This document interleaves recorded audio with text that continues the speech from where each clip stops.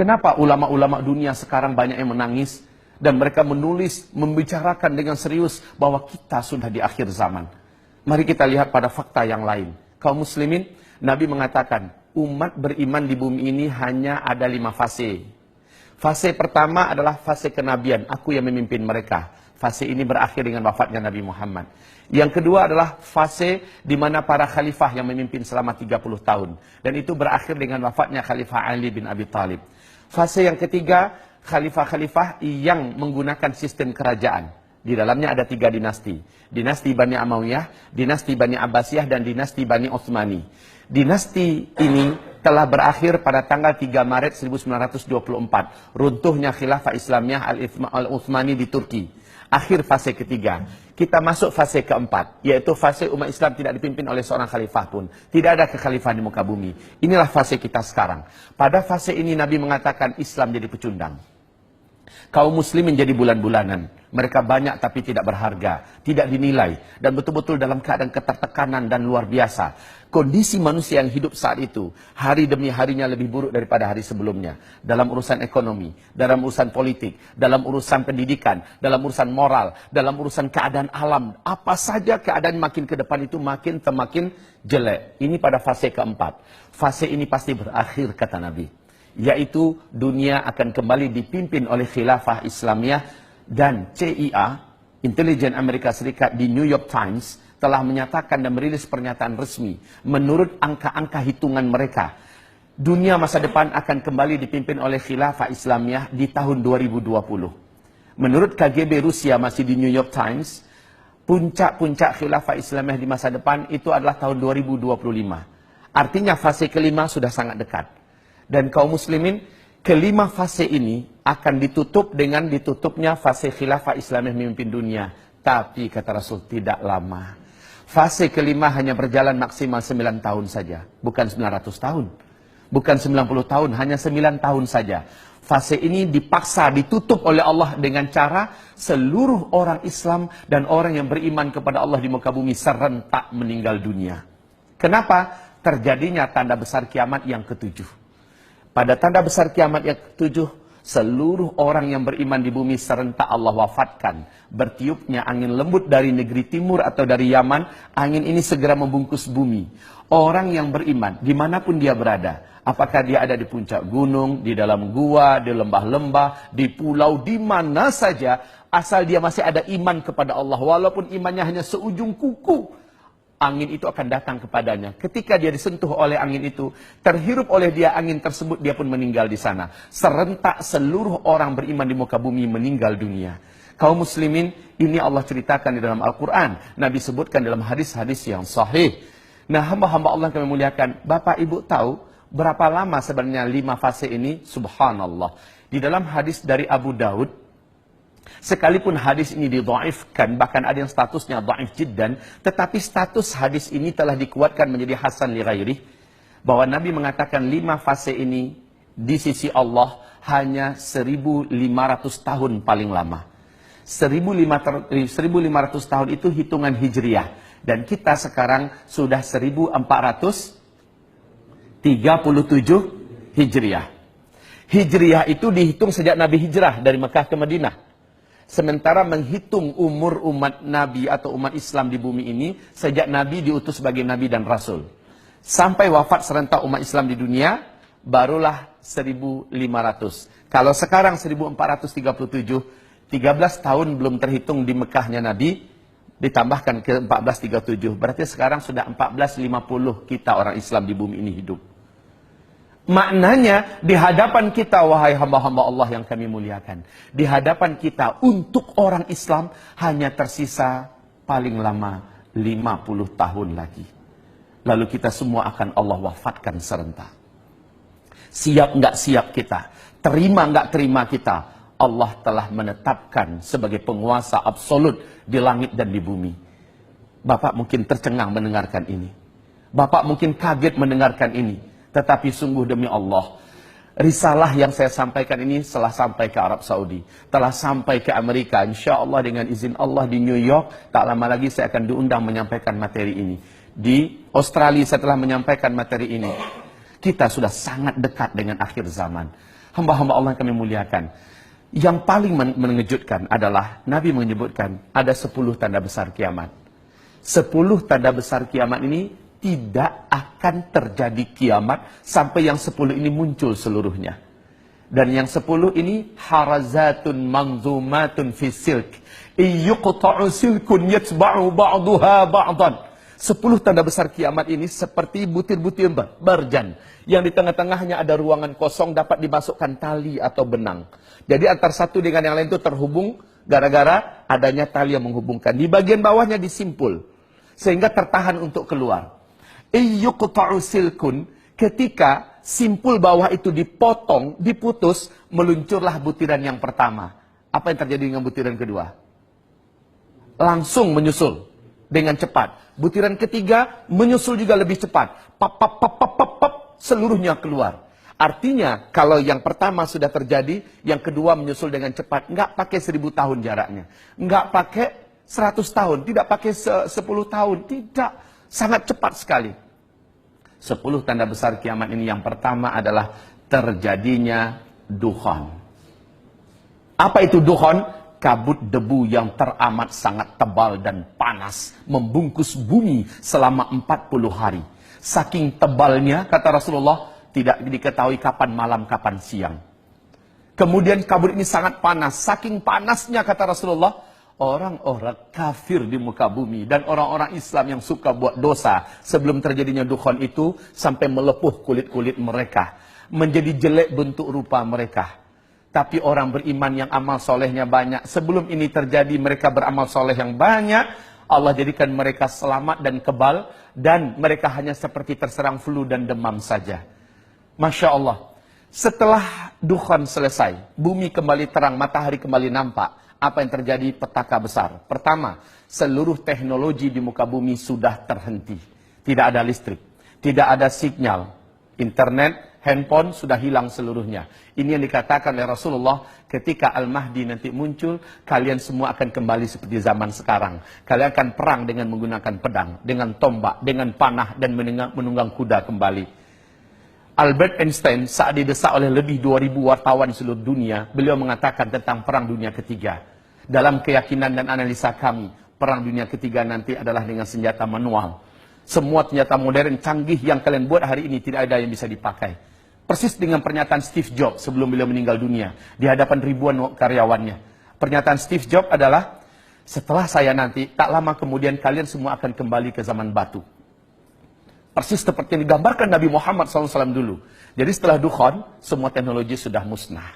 Kita kembali ke zaman di mana kita dipaksa untuk hidup secara manual. Dan ini yang sangat menakutkan, Pak. Kenapa? Berikutnya, gara-gara dukhan, seluruh yang ada di muka bumi ini, tanam-tanaman, tumbuh-tumbuhan, pada banyak yang mati. Kelaparan merata di mana-mana. Gara-gara lapar, kata Rasul, banyak chaos dan keributan. Kekacauan demi kekacauan, memperebutkan makanan sampai membunuh tetangga pun terjadi. Dan ini akibat daripada sulitnya dan langkanya makanan. Iklim udara menjadi sangat panas. Setelah itu, manusia mulai putus asa hidup. Sampai-sampai orang yang paling kuat imannya, kata Nabi, kalau lewat dekat kuburan, dia berkata, alangkah enaknya orang yang dalam kuburan itu, kalaulah saya bisa ditinggal di dalam seperti mereka. Ini orang beriman loh ngomong. Sementara orang yang tidak beriman, mereka akan putus asa hidup. Mereka hanya memilih salah satu di antara dua cara. Menjadi brutal untuk mempertahankan hidup, atau bunuh diri, mengakhiri hidup. Setelah itu, Masya Allah, waktu azan masuk, Bapak Ibu, silakan berbuka. Air sudah ada di hidangan Bapak-Bapak. Semoga Allah menerima amal ibadah puasa kita. Sambil Bapak berbuka, izinkan saya 5 menit lagi, boleh? Silakan Bapak berbuka. Semoga Allah terima amal ibadah puasanya. Saya lanjutkan sedikit, Bapak Ibu. Kemudian kata Nabi, setelah itu keluarlah Dajjal. Tidak seorang Nabi pun dan Rasul pun yang ada di muka bumi ini, terima kasih, melainkan memperingatkan umatnya masing-masing tentang Dajjal. Dajjal ini memiliki kemampuan yang menyebabkan seluruh dukun dan dunia sujud kepadanya. Dajjal ini mampu menurunkan hujan dari langit, menghidupkan semua orang yang ada di dalam kuburan, padahal seluruh mereka yang hidup itu adalah dari bangsa jin dan setan yang menjelma, dari orang-orang yang dulu pernah hidup. Dajjal ini akan menyebabkan manusia-manusia menguap imannya dan mereka menjadi murtad kepada Allah. Bapak Ibu, Dajjal mengaku sebagai Tuhan dan banyak yang percaya. Banyak yang sujud menyembah Dajjal. Dan yang paling banyak menyembah Dajjal, kata Rasulullah, dari umatku nanti adalah kaum wanita. Sementara tanda-tanda Dajjal akan keluar di dalam hadis Sahih Muslim ada dua. Yang pertama, apabila pohon-pohon di kebun kurma Baisan sudah tidak berbuah. Bapak tahu perkembangan sekarang? Pohon-pohon kebun kurma Baisan itu letaknya di Yordania dekat perbatasan dengan Palestina. Sekarang sudah masuk tahun ke-6 tidak berbuah 100%. Sudah tidak berbuah 100%. Bahkan batang-batang pohon ini cenderung mati sekarang, Pak. Yang kedua, dalam hadis Sahih Muslim, apabila Danau Tiberias yang sekarang adalah pusat sumber air utama bangsa Yahudi di Israel, ya, apabila Danau Tiberias menyusut airnya dan berkurang terus.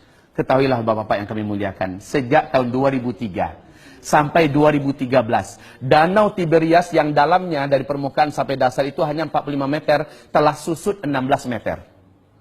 Pemerintah Israel sangat-sangat ketakutan hari ini. Sehingga di TV resmi mereka, masih ada di YouTube itu, mereka umumkan ketakutan mereka tidak bisa dibuat. Apalagi akhir 2015, Danau Tiberias, bagian dasar yang paling menonjol dari dasar Danau Tiberias itu sudah nampak kayak pulau-pulau kecil, Pak, di atas permukaan danau. Artinya apa? Semakin susut. Dan ini adalah pertanda besar Dajjal akan keluar. Tidak ada satupun manusia di muka bumi yang sanggup mempertahankan imannya jika ia berjumpa dengan Dajjal. Rasulullah bersabda, tidak ada satu kota pun di muka bumi ini melainkan Dajjal akan masuk ke dalamnya. Hanya Mekah dan Madinah yang Dajjal tak mampu masuk. Baik fisiknya ataupun kesaktian kemampuannya tidak bisa menembus Mekah, Madinah. Kita yang ada di Jakarta, kita yang ada di Indonesia, tidak lama lagi akan menyaksikan banyak para ulama yang menangis dan berkata, "Hadza zamanu khurujid Dajjal." Inilah zaman di mana Dajjal itu akan keluar. Inilah zaman di mana Dajjal itu akan keluar. Ya Allah, kalaulah kita tidak jaga diri kita dan iman kita benar-benar, kalaulah tidak jaga keluarga kita, pasti kita akan termasuk orang yang tidak mampu selamat. Pasti kita termasuk orang yang akan menjadi penyembah Dajjal. Na'udzubillah. Saya sampaikan ini kepada Bapak dan Ibu dengan sangat super cepat, Bapak Ibu yang kami muliakan. Saya sampaikan ini bukan untuk membuat Bapak jadi apatis menghadapi hidup ke depan, tidak. Saya sampaikan ini malah buat semangat hidup. Seperti sahabat-sahabat Nabi ketika diuraikan tentang akhir zaman, mereka mengatakan ini akan terjadi di zaman kami. Lalu dampak yang terjadi apa? Mereka bersemangat memanfaatkan umur yang ada untuk mencari bagaimana timbangan amal mereka menjadi berat di sisi Allah. Mereka bekerja dengan amanah. Mereka betul-betul maksimal menggunakan waktu mereka menjadi manusia-manusia yang paling terbaik. Bila datang panggilan azan, mereka tidak mau lagi menunda waktu untuk melaksanakan sholat. Sujud di hadapan Allah, menangis lama-lama. Mereka maksimal berjuang. Bapak Ibu, Bapak-bapak adalah pejuang yang luar biasa. Penyelamat dan pembela negeri. Tetapi Bapak adalah calon-calon mayat. Persis seperti orang-orang terdahulu. Mereka telah berbungkus kain kapan dan telah dilarikan ke dalam tanah, kembali ke asalnya. Lalu apa yang kita punya? Pangkat jabatan kita tidak berguna. Saat itu yang berguna adalah iman yang kita miliki. Amal yang kita sudah buat. Hanya itu. Ini akhir zaman. Tidak pun karena akhir zaman kita juga akan di stop oleh Allah dari kehidupan ini. Dan ini adalah sunnatullah. Wahai hamba Allah, ini Ramadan. Anggaplah ini Ramadan terakhir kita. Boleh jadi kita ke depan sudah ada di alam yang lain, ya kan? Kita tidak tahu rahasia apa yang akan Allah sembunyikan untuk diri kita. Yang pasti masa depan sudah semakin gelap. Tetapi kita masih hidup sekarang. Selagi masih hidup, maksimallah berbuat. Maksimallah berbuat. Jadilah manusia-manusia terbaik yang akhirnya dapat dibanggakan di bumi, dapat dibanggakan di langit, di dunia, bahagia, di akhirat, di dalam surga. Amin, ya Rabbal Alamin. Mari kita berdoa. Kita harapkan doa ini naik ke langit dan Allah turunkan segala kebaikan untuk kita semua. Astaghfirullahalazim, astaghfirullahalazim, astaghfirullahalazim. Alladzi la ilaha illa huwal hayyul qayyum wa atubu ilaih. Allahumma ighfir lil muslimina wal muslimat wal mu'minina wal mu'minat al ahya'i minhum wal amwat birahmatika ya sami'un qaribu mujibu da'wat. Ya Allah, ya Rahman, terimalah amal ibadah puasa kami satu hari ini ya Allah. Dan jadikanlah berbuka kami ini adalah berbuka yang kau berkahi ya Allah. Berilah kami kegembiraan dengan menjadi ahli surga karena kami telah mematuhi agamamu ya Allah. Ampuni dosa-dosa kami di masa lalu yang pernah kami buat. Dalam keadaan lupa, dalam keadaan sadar atau tidak sengaja. Kami adalah manusia, bukan malaikat, ya Allah. Dan kami punya nafsu serta digoda syaitan. Pasti banyak dosa maksiat yang sudah kami buat. Ampuni dosa-dosa kami, ya Allah. Bila ternyata kami adalah manusia-manusia yang hidup di akhir zaman. Dan kami akan menghadapi huru-hara dan petaka yang besar. Sungguh iman kami sangat tipis dan amal kami masih sangat-sangat sedikit. Ya Allah, janganlah Engkau biarkan kami. Janganlah Engkau jadikan kami termasuk yang hanyut dalam fitnah akhir zaman. Selamatkan kami semua, ya Allah. Selamatkanlah para panglima-panglima kami yang ada, jenderal-jenderal kami yang ada, petinggi-petinggi militer ini yang ada, ya Allah. Berikanlah mereka hidayah-Mu, kuatkanlah iman di hati mereka, ya Allah. Kuatkanlah iman di hati mereka, ya Allah. Kuatkanlah iman di hati mereka. Jadikanlah mereka mencintai masa depan dan akhirat mereka lebih besar daripada cinta kepada dunia yang ada. Ya Allah, jadikanlah mereka semuanya mencintai Islam dan kaum muslimin melebihi segala-galanya. Jadikanlah mereka sebagai calon-calon penghuni surga-Mu kelak, ya Allah. Lindungi mereka dan selamatkan mereka dari api neraka-Mu, ya Allah. Dan janganlah biarkan Dajjal berhasil menjadikan mereka bala tentaranya, ya Allah. Tapi jadikanlah mereka bala tentara-Mu, ya Allah, di akhir zaman. Di mana mereka hanya berpihak untuk-Mu dan hanya demi-Mu dan karena-Mu, ya Allah. Ya Allah, ya Rahman, ya Rahim. Terimalah amal ibadah mereka semua. Terimalah solat mereka, puasa mereka, umrah dan haji mereka, sedekah dan infak mereka. Jadikanlah hati mereka mengkilat terang benderang karena cahaya iman yang Kau masukkan. Ampuni, ampuni, ampuni seluruh mereka, kami semua tanpa terkecuali. Ya Allah, selamatkanlah keluarga kami seluruhnya dari fitnah dan huru-hara petaka akhir zaman. Ya Allah, ampunilah seluruh apapun yang sudah kami buat dengan terpaksa atau dalam keadaan sukarela. Apapun yang sudah kami buat, ampuni seluruhnya, ya Rabbal Alamin. Ya Allah, ya Rahman, ya Allah, ya Rahim, ya Mujibas Sa'ilin, inna natubu ilaik wa nastaghfiruka ya Rabbal Alamin. Rabbana atina fid dunya hasanah wa fil akhirati hasanah wa qina adzaban nar. Subhana rabbika rabbil izzati amma yasifun wa salamun alal mursalin walhamdulillahi rabbil alamin. Allahumma amin. Sallallahu alaihi wasallam. Demikian dari saya, mohon maaf setelah mengambil waktu Bapak lebih daripada waktu berbuka. Mari kita baca surat Wal Asri, Bapak-bapak. Bismillahirrahmanirrahim. Wal asri innal insana lafi khusr illa alladhina amanu wa amilus salihat wa tawasaw bil haqq wa tawasaw bis sabr. Allahumma arhamna bil Quran wa sadaqallahul azim. Nabi berkata, siapa yang akan berdiri di tempat duduknya lalu dia membaca doa kafaratul majlis, sebelum ia berdiri Allah sudah gugurkan seluruh dosa-dosa kecil yang perbuat sebelum itu. Mari kita baca bersama-sama ya Pak ya. Subhanakallahumma wa bihamdika asyhadu an la ilaha illa anta astaghfiruka wa atubu ilaika. Amin ya rabbal alamin. Walhamdulillahi rabbil alamin. Wabillahi taufiq wal hidayah. Mohon maaf lahir batin. Wassalamualaikum warahmatullahi wabarakatuh.